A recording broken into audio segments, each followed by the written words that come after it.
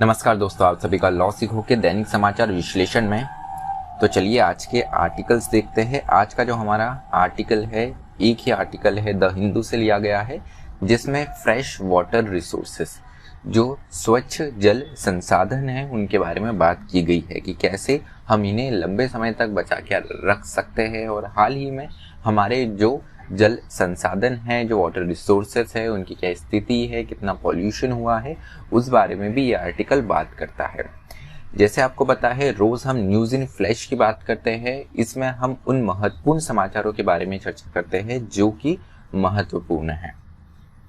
तो चलिए मैं आगे बढ़ूँ उससे पहले आपको प्रोजेक्ट मैवरिक के बारे में बताना चाहूँगा। ये क्लैट के लिए एक ऑलमोस्ट फ्री कोचिंग है। 100 रुपए की निम्न राशि में ये आपको उपलब्ध है। चलिए आज का एमसीक्यू देखते हैं। वह यह है कि पन्ना टाइगर रिजर्व निम्न में से किस राज्य में है। आपका ऑप्शन ए है मध्य प्रदेश, ऑप्शन बी है उत्तर प्रदेश, ऑप्शन सी है हिमाचल प्रदेश, या ऑप्शन डी असम। जो भी आपका उत्तर हो कमेंट बॉक्स में जरूर लिखिएगा। तो अब बढ़ते हैं हमारे वर्णनात्मक प्रश्न की ओर। वह यह है कि उन सारे विभिन्न रास्तों के बारे में बताइए, आयामों के बारे में, वेज के बारे में बताइए, जिससे हम हमारे एग्जिस्टिंग जो अभी हाल ही में मौजूद है फ्रेश वाटर रिसोर्सेज, स्वच्छ जल संसाधन, उनको बचा सकते हैं। आप आपका उत्तर 250 शब्दों में लिख सकते हैं।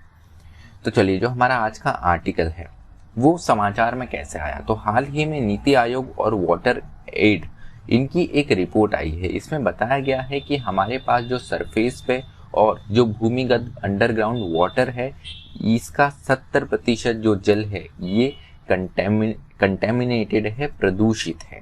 तो यहाँ पर कुछ कंसर्न है जो इससे रिलेटेड है, जैसे ये मनुष्य के लिए कैसे हानिकारक हो सकता है, ये कैसे अपने आप में वायरस कैरी कर सकते हैं। तो इसकी उदाहरण दिए हैं, कुछ चुनौतियां हैं, कुछ कंसर्न्स है, वो इस आर्टिकल में बताया है, तो वो जान लेते हैं।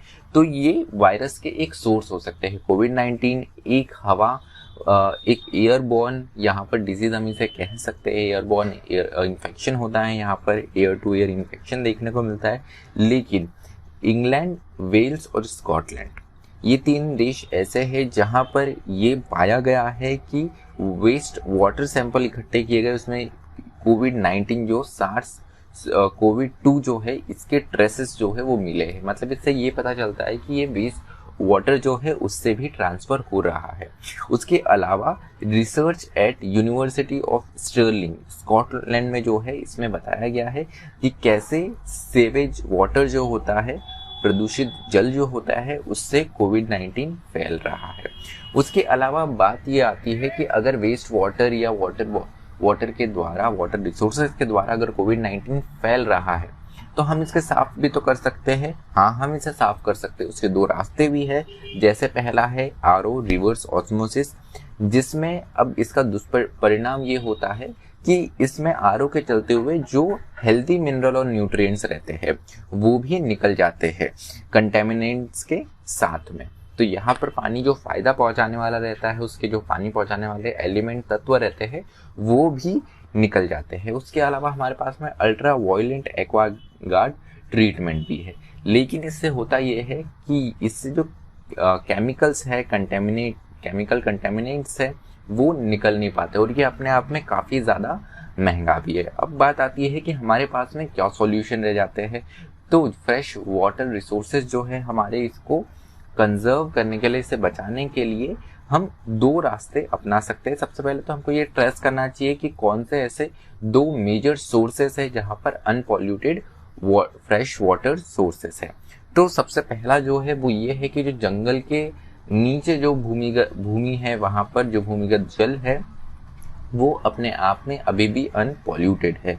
उसके अलावा जो फ्लड प्लेन्स है, रिवर के उसके नीचे का भी जो जल है, वहां पर भी हमें वहां पर भी हमें फ्रेश वाटर देखने को मिलता है। तो यहाँ पर ये 2 जगह ऐसी है जहाँ पर हमें फ्रेश वाटर रिसोर्सेस अनकंटेमिनेटेड मिल सकते हैं। तो इन दोनों को बचाने की अब यहाँ पर आवश्यकता है। So both provide underground water and storage are renewable and recharged every year by rain. तो यहाँ पर ध्यान रखने की चीज ये है कि ये जो दोनों, जो नदियों के नीचे का जल और जंगल की भूमि के नीचे का जल जो है, ये अपने आप में फ्रेश है। फ्रेश वाटर है जो अनकंटेमिनेटेड है।